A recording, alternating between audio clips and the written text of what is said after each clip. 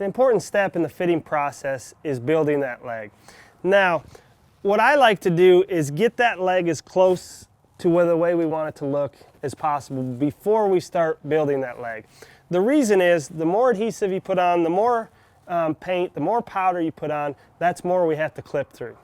And it's going to look more natural. If we don't have to come back and clip on top of it as much, we don't have to comb on it very much, the more natural we can make this leg look. So I've pulled this leg up with firm adhesive, I've clipped on it, I've separated this hair out. Now what we want to do is with firm adhesive and our Pro Powder White, we're going to focus on the fin, I call it. So the area between the joint where we can really emphasize and build on that hair follicle. So the first thing I'm going to do is I'm going to check my can.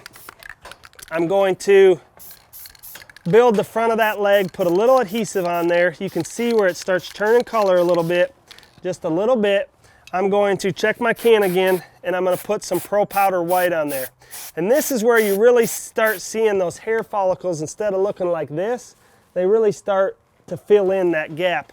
And why we want to do this is because this leg will start going from looking like it's a hairy leg to looking like it's a big boned animal. So we're going to focus in this area, and we're going to build on top of this. So we've got kind of a gap right here, and then in between their hock and their pasture, and we really want to focus on that. There's no sense in getting a bunch of firm and Pro Powder on these joints. The other thing we need to keep in mind is it's okay to build it from the opposite side as well. So I'm going to reach in here, and then we're going to kind of repeat this process.